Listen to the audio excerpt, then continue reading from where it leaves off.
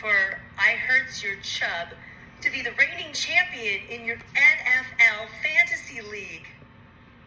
Feels really good. I mean, I'm not going to let it change me. I am going to be the same Melissa that you guys have known, but it feels really good to know that I beat 7 other really good teams.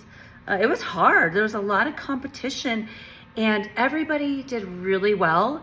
It's just that your teams didn't. Is this straight? Is this straight? Is it okay?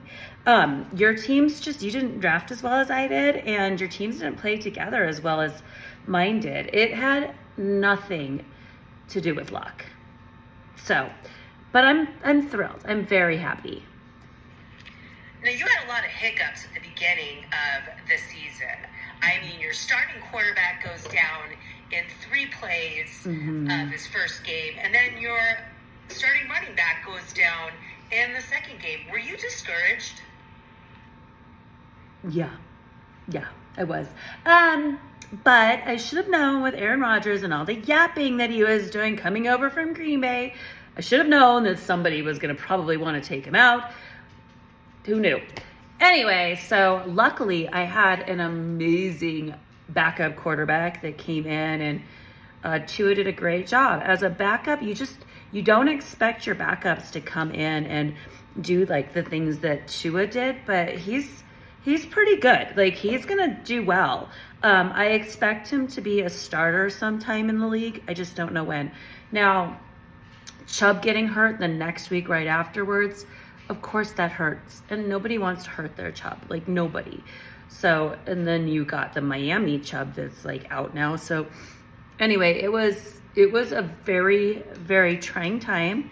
I took some deep breaths. I prayed about it, but we got through it. The guy, Etienne, I still can't pronounce his name, even though he's been on my team all season, but his name reminds me of like those little cakes that you would get at the grocery store, like in the boxes and slice up for your grandma coming over for coffee. So that's how I remember Etienne. Your defense came up in a few of the games with some big plays. What do you have to say about your defense? The defense was really hard to predict. I mean, they looked like a new team every week. So you just hope for the best. And some weeks it worked well. Luckily in the last week it worked great. But yeah, you never knew which team was going to show up. That's for sure. I mean, you've got to be thrilled at how this team rallied and came together to give you a 9-5 record. What a major accomplishment. Yeah, Kelsey and Kupp though weren't much help, so I'm not giving them any credit. But congratulations to Kelsey and Swift. Hopefully I'm sure they're gonna have beautiful babies, but Kelsey, I got a blank space and I'm gonna write your name. You drafted a lot of players that were out right at the beginning. I mean, that had to have been a little bit nerve-wracking, but you decided to take your chances on them. Why was that? I'm sorry, what was the question? Oh, just kidding. Well, with Alvin Kamara, tomato, however you want to say it. Again, I don't worry about my team's names as long as they're giving me points.